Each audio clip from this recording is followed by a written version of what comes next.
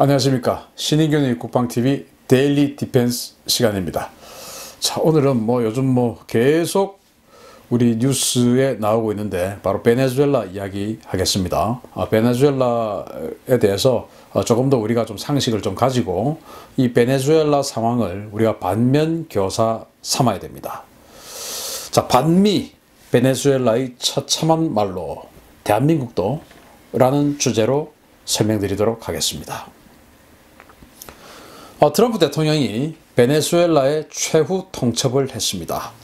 지난 2월 18일 날 마이애미에서 플로리다 국제대학 연설 중에 한 내용인데요. 이렇게 이야기했습니다. 미국은 과이도 대통령을 베네수엘라의 정당한 대통령으로 인정한다. 베네수엘라의 사회주의는 끝났으며 미국은 베네수엘라의 평화적 정권 교체를 추구하겠지만 모든 옵션이 열려있다. 마두로를 지지하는 베네수엘라 군부에게 경고한다. 나는 군부의 누가 어디에 비자금을 숨겼는지 알고 있다. 마두로를 계속 지지하면 당신들에게는 안전한 쉬운 탈출구도 없다는 것을 알아야 할 것이다. 군부는 마두로에 대한 충성을 거두고 과이도 대통령의 사면 제안을 받아들여야 할 것이며 이를 거부할 경우 모든 것을 잃게 될 것이다. 라고 트럼프 대통령이 연설했습니다.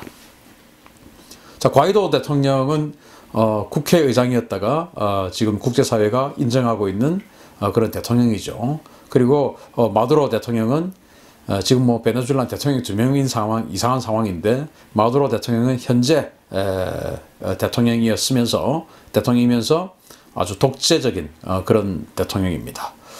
여기 보시면은 우리가 이제 이것을 반면교사 삼아야 될 게 있는데 군부에게 경고한다. 나는 군부의 누가 어디에 비자금을 숨겼는지 알고 있다. 이런 것들을 당연히 미국 CIA들이 다 파악을 하고 있겠죠.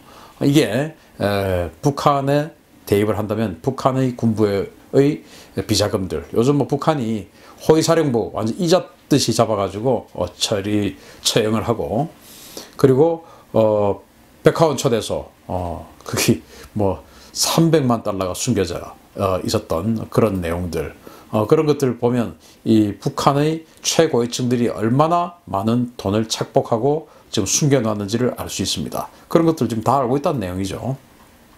그래서 지금 만약에 군부가 항복한다면 과이도 대통령에게 충성맹세를 한다면 살려줄 것이다. 이제 이 말을 하는 것이죠. 모든 옵션이 열려있다. 즉 군사적 공격 가능성도 있다. 이 말입니다. 자, 그동안 이 중국도 사실은 이 베네수엘라를 지지를 했었고 이렇게 하다가 중국이 돌아섰죠. 그래서 러시아만이 남았었습니다. 러시아가 베네수엘라에 블랙잭 폭격기 2대를 보내서 이 카리브해를 비행을 시키는 그런 무력 시위도 했었고요. 그리고 또 러시아가 베네수엘라에 용병을 보냈습니다. 그래서 이 마두로 대통령을 지킬 수 있는 용병을 보내주기도 했었는데 이제 러시아도 등을 돌린 것 같습니다. 즉 베네수엘라를 도와주는 나라, 지지하는 나라는 전 세계 어디에도 없어져 가고 있는 중입니다. 자, 러시아가 어떻게 해서 등을 돌리는지 보여드릴게요. 러시아 국영은행인 가즈프롬방크가 최근 베네수엘라 국영 석유공사의 계좌를 동결하고 베네수엘라와의 석유 거래를 중단했다. 해당 계좌는 베네수엘라 석유공사의 석유 수출 대금을 관리하던 계좌였으며 이로 인해 베네수엘라는 해당 계좌에서 자금을 인출할 수 없게 됐다. 이번 조치는 국제사회의 제재로 인한 파산을 우려한 가즈프롬방크의 자체 결정이다. 이게 이제 로이터 통신이 2월 17일 날 보도한 내용입니다. 러시아와 유일하게 무역을 거의 석유를 팔고 하면서 통치자금을 마련하고 있던 베네수엘라가 이제 러시아의 국영은행이 이제 계좌를 동결함으로써 이제는 통치자금을 수혈할 수 있는 수단이 거의 사라져 버렸습니다. 이제 이 마두로 대통령의 통치자금은 없는 겁니다. 이렇게 되면 마두로 대통령은 돈으로서 군부 세력들을 장악하고 부리고 해왔었는데 그 군부 세력들에게 줄 수 있는 당근이 사라지는 것입니다. 북한하고 좀 비슷한 느낌이 들지 않습니까? 이렇게 해서 지금 마두로는 완전히 고립되고 있는 상황입니다. 그럼 베네수엘라가 어떤 나라였고 어쩌다가 이 지경이 됐는지를 한번 간단하게 말씀드리겠습니다. 1980년대에는 베네수엘라는 남미에서 GDP 1위 국가였습니다. 1950년대 이전까지 정말 놀랍게도 세계에서 1인당 GDP가 4위였다고 합니다. 좀 믿기 어려운 통계인데 아무튼 통계는 그렇게 나와 있더라고요. 그리고 1980년대는 남미에서 GDP 1위, 역사상 유례없는 호황을 구가했었습니다. 그러다가 1980년대 후반에 유가 폭락 이후에 경기 불황이 시작됐습니다. 그러다가 1990년대, 즉 98년도에 차베스 대통령이 집권했습니다. 차베스는 쿠코를 베네수엘라에서 베네수엘라 볼리바르 공화국으로 변경했습니다. 즉 볼리바르라는 그런 이름이 갖다 붙은 거죠. 우리는 그냥 베네수엘라만 알고 있는데 그러면서 이 볼리바르주의를 표방했습니다. 차베스가. 이 볼리바르주의는 바로 김일성의 주체사상처럼 그런 차베스가 만든 일종의 주체사상격이라고 할 수 있습니다. 볼리바르는 시몬 볼리바르라는 사람인데 원래 그 18세기에 남미에서 활동하던 스페인으로부터의 독립운동가였습니다. 그래서 성공한 독립운동가였죠. 그래서 그란 콜롬비아라고 해서 지금의 콜롬비아는 베네수엘라, 파나마 이런 나라로 분리되어 있지만 과거에는 베네수엘라, 콜롬비아, 파나마 이런 나라가 하나의 나라로서 그란 콜롬비아라는 나라였다고 합니다. 그 그란 콜롬비아로 독립을 시키는데 결정적인 역할을 했던 인물이고 그 외에 에콰도르, 페루, 볼리비아 이런 나라들을 해방시키는데 결정적인 역할을 했었던 그런 남미에서는 민족주의 그런 독립운동가 중의 한 사람이라고 할 수 있습니다. 그래서 차베스는 볼리바르주의를 표방을 했는데 그 볼리바르주의는 뭐냐? 차베스의 볼리바르주의는 반미, 반서방, 반자본, 반기업 포퓰리즘입니다. 그리고 차베스는 여론을 조작합니다. 의용단체를 조직했습니다. 그 의용단체 이름이 차베스타입니다. 차베스타. 차베스와 아마 스타라는 별 이런 것들을 합성한 합성어인 듯한데요. 이 차베스타를 이용해서 여론 조작을 합니다. 뭐 좀 느낌이 확 오고 있는 어떤 그런 느낌 없습니까? 저는 조금 느낌이 있는데요. 삼권 분립이 붕괴됐습니다. 그러면서 반대파를 숙청합니다. 이게 차베스의 역할이었습니다. 그러다가 2000년대에 들어와서 기업과 외국 자본을 몰수합니다. 점점 과격해지죠. 그리고 외국 자본을 축출합니다. 기업과 부자에게 징벌적인 과세를 매깁니다. 그리고 공공채용을 확대합니다. 즉 공기업과 공무원을 엄청나게 늘리죠. 그러다 보니까 자본의 엑소더스, 자본의 탈출이 시작됩니다. 경제가 붕괴됩니다. 그리고 독재와 인권 탄압에 대해 따른 국제사회의 제재가 따라옵니다. 이로써 경제난이 심화되죠. 설상갈상으로 미국의 셰일가스 때문에 석유값이 폭락합니다. 외국 자본이 나가면서 석유를 제외한 거의 모든 국가 산업은 황폐화되어 버립니다. 석유 외에는 돈 벌 수 있는 게 없죠. 그런데 석유값은 폭락해 버렸습니다. 그리고 그나마 베네수엘라와 석유 거래하는 나라는 이제는 러시아밖에 남아있지 않을 정도였는데 그 러시아도 계좌를 동결해 버렸습니다. 이게 지금 베네수엘라입니다. 자, 이런 것들이 어디서 많이 본 장면 아닙니까? 바로 1980년대 베네수엘라가 남미 GDP 1위였던 그 1980년대 우리나라는 한강의 기적을 일으켰습니다. 두 자릿수의 경제 성장률로 초고속 성장을 했었죠. 실업률은 3% 미만이었습니다. 그러다가 1990년대에서 2000년대까지 우리는 IMF 경제 위기를 겪게 됩니다. 재벌과 부자에 대한 심판론 대두됐습니다. 그리고 적대시 정책이 확산되었습니다. 반미, 반자본주의 인식이 확산되고 포퓰리즘 정책이 등장합니다. 사회주의 추종단체 난립을 하게 되고 또 정당도 등장하는 게 1990에서 2000년대의 상황이었습니다. 이때 무상복지라는 말이 유행처럼 번지기 시작했죠. 그러다가 2010년대 들어와서 재벌과 부자에 대한 적대시 풍조가 만연하고 파퓰리즘 정책이 아주 남발을 하게 됩니다. 기업에 대해 적대시하고 공공채용, 즉 공기업과 공무원 채용 확대로 인한 경제가 경직화됩니다. 반대파를 적폐몰이합니다. 그리고 탄압을 확대합니다. 조직적인 여론 조작이 있었습니다. 너나 할 것 없이. 자, 여기 이미 하고 싶은 거 다 해. 이게 뭐 달빛 기사단, 뭐 문굴 오소리, 뭐 이런 이야기 우리 많이 들어보셨죠. 차베스의 그 팬클럽이었던 차베스타하고 뭔가 좀 비슷한 느낌이 확 오지 않습니까? 자꾸 그렇게 오버랩돼서는 안 되는데 제가 좀 잘못된 걸까요? 자, 도탄에 빠진 국민입니다. 베네수엘라는. 그럼에도 불구하고 마두로는 사치스럽습니다. 사치의 극을 달립니다. 자, 우리 KBS 뉴스에 나왔던 건데요. 배고픈 베네수엘라, 쓰레기 뒤져서 연명하고 있다. 쓰레기를 뒤져서 연명하고 있죠. 지폐를 엮어서 핸드백을 만듭니다. 베네수엘라 올해 물가 상승률은 100만 %가 전망된다 라는 뉴스가 또 최근에 나왔었죠. 100만 %.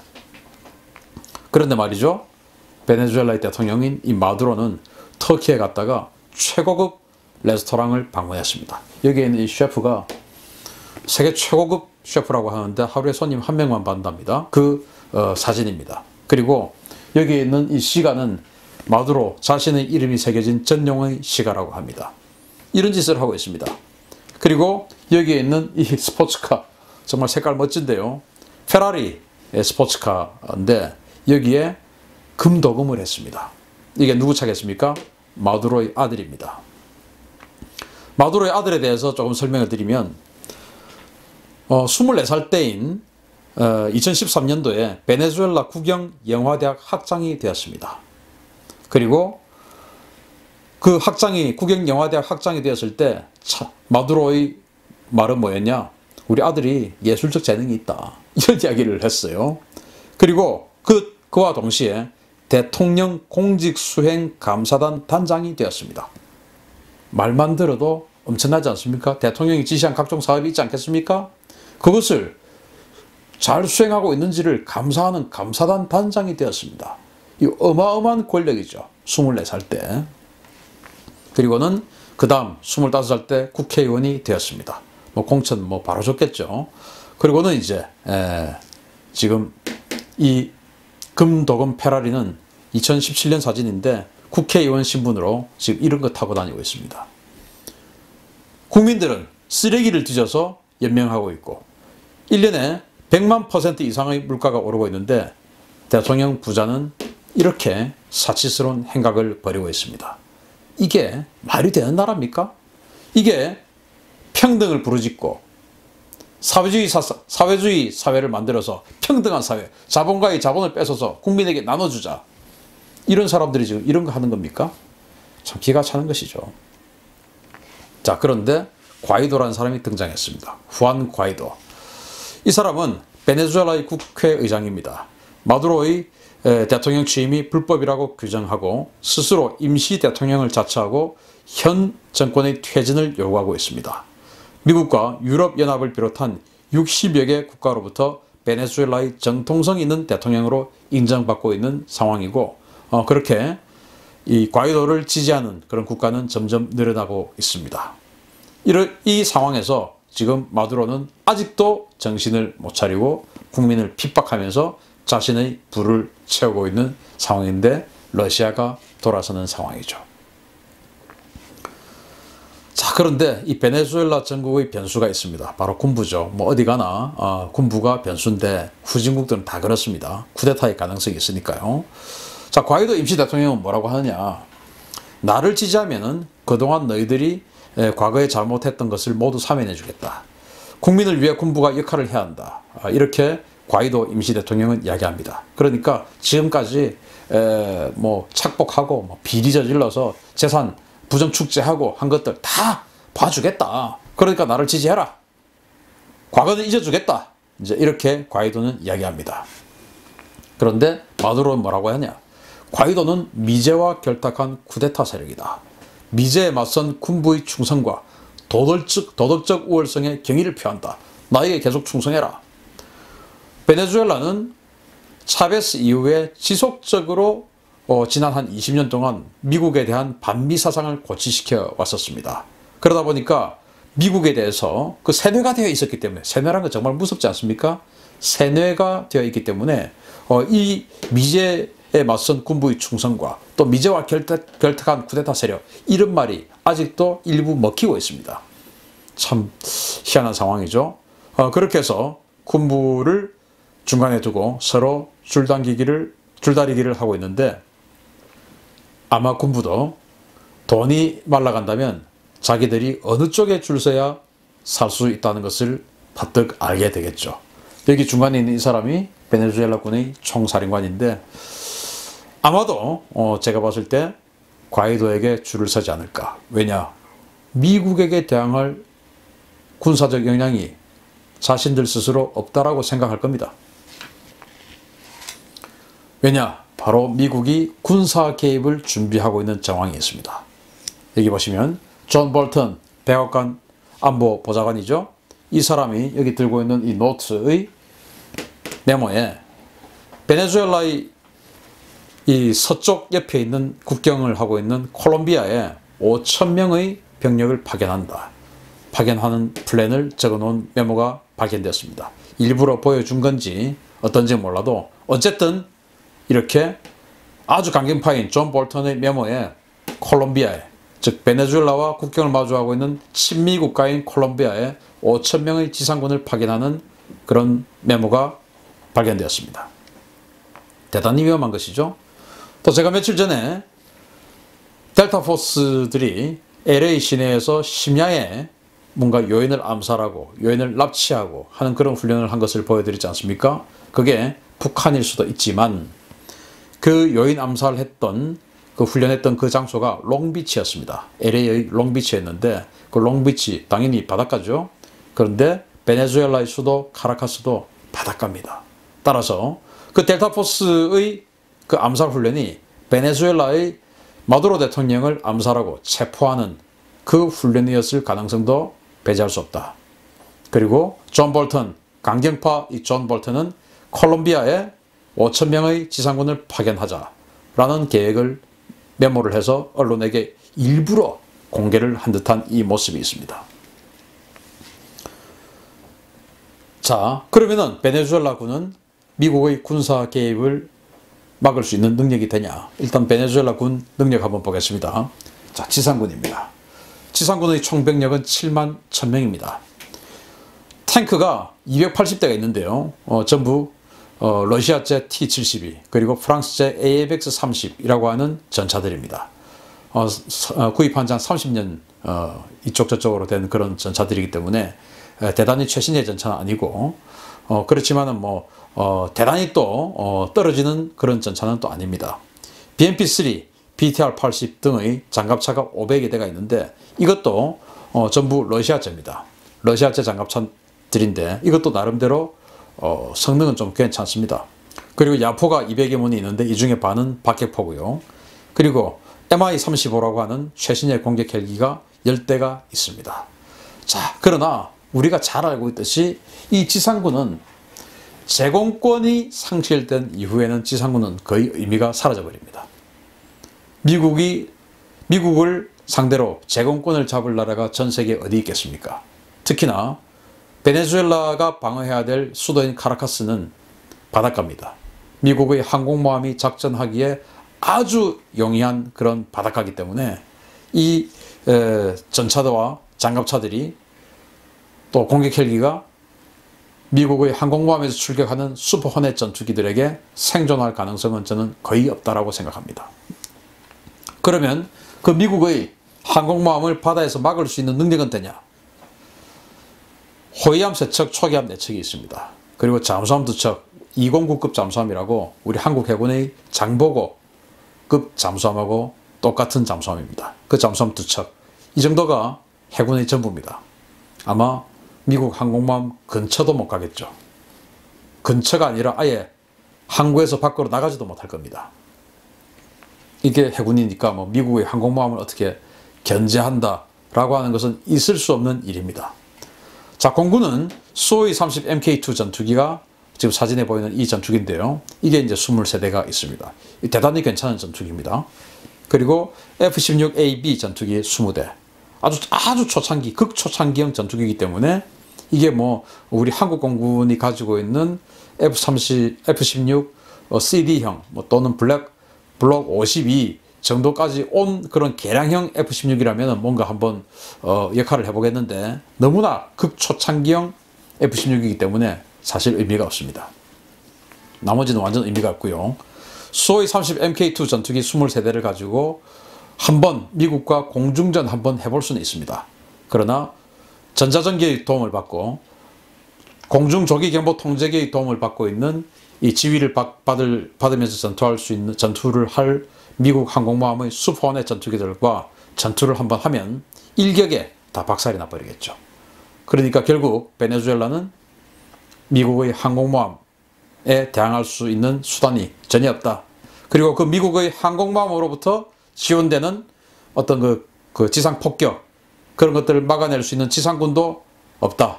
그러면은 콜롬비아 국경에서 베네수엘라 본토로 진격해 들어가는 미국의 지상군 5,000명을 막아낼 수 있는 수단은 전혀 없다라는 결론을 맺게 됩니다. 즉 아까 마이크 앞에 서 있던 그 베네수엘라 총사령관 그리고 그 뒤에 도열에 있는 뭐 육해공 다 있던데 그 사람들이 야 우리는 미국의 항공모함을 포함한 미국 지상군 5,000명의 상대가 되겠느냐? 상대 안 된다라고 그들이 저보다 더 잘할 겁니다. 그러면 그 사람들 생존하려면 어떻게 해야 되죠? 과이도에게 충성맹세를 하면 여태까지 부정축제, 잘못된 행위들 사면해 주겠다고 하니까 그쪽으로 붙을 가능성이 높습니다. 이런 상황이니까 마두로는 해외 망명을 타진하고 있죠. 그랬더니 망명하면 우리가 도와줄게 하는 나라들이 또 의외로 또 있습니다. 러시아, 멕시코, 쿠바, 터키, 그리고 의외의 나라 바티칸 시국입니다. 뭐 이렇게 해서 망명하면 도와줄게 하는 나라가 있으니까 뭐 망명하는 게 좋을 것 같아요. 자, 이렇게 해서 마두로가 베네수엘라에서 정리가 되고 나면은 이제 미국의 군사작전을 하는 곳은 전 세계에 거의 사라지게 됩니다. 지금 시리아에서 마지막 몸부림을 치고 있던 IS들은 거의 괴멸되었습니다. 이제 마지막 전투 한 번만 딱 남겨놓고 있다고 하죠. 그러면 이제는 미국의 군사력은 완전히 프리한 상황이 됩니다. 그러면 그 다음 어디가 되겠습니까?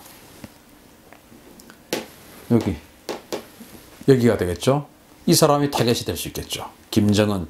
그리고 김정은을 에워싸고 있는 북한의 최고위층, 호의호식하고 있는 최고위층들. 이 사람들이 트럼프 대통령의 다음 타겟이 될 수 있습니다.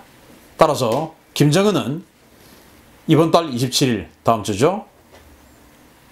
다음 주에 열리는 미국과 정상회담에서 미국이 요구하는 또 국제사회가 만족할 만한 그리고 트럼프가 이제는 만족한 게 아니고 미국 언론들이 미국 조야의 각계 정치인들이 만족할 수 있는 그런 합의안을 트럼프에게 내놓아야 됩니다. 그래야 트럼프가 2차, 3차 공세를 취하지 않을 겁니다. 반드시 김정은은 그 상황을 잘 알고 합의를 해나가길 바랍니다. 자, 그런데 말이죠. 저는 뭐 김정은도 걱정이지만 우리가 더 걱정입니다. 한 번도 경험해보지 못한 나라를 만들겠다고 하신 분이죠. 지금 이 문재인 정권을 키워드로 정리했을 때, 이런 단어들이 많이 나와요. 빅데이터에 의해서. 탈미, 친중, 민족 공조, 반기업, 반일, 삼권 분립 훼손, 적폐몰이, 공공부문 팽창, 언론 통제, 규제 강화, 경제 붕괴, 과도한 시장 개입. 이거 아까 보셨던 내용 아닙니까? 차베스가 묻고 있죠. 저승에서. 너 나 따라하느냐? 내가 좋냐? 나 따라하냐? 이렇게 웃고 있는 것 같아요. 따라하면 안 됩니다. 탈미해서는 안 됩니다. 베네수엘라가 미국과 적대시하고 나라가 저렇게 됐습니다. 친중이 좋은 겁니까? 우리가 5천년 동안 중국에 짓밟혀왔는데 친중이 좋은 겁니까? 민족공조, 차베스가 만들었던 볼리바르주의하고 똑같은 내용이죠. 반기업, 반일 뭐 다 볼리바르주의하고 똑같은 겁니다. 그래서 베네수엘라는 저렇게 되고 말았습니다. 우리 자유민주주의 시장경제, 자본주의 이거 지켜야 됩니다. 그리고 삼권분립 지켜야 됩니다. 언론의 자유 지켜야 됩니다. 기업의 올바른 경쟁 지켜야 됩니다. 기업의 투자 확대 보장해줘야 됩니다.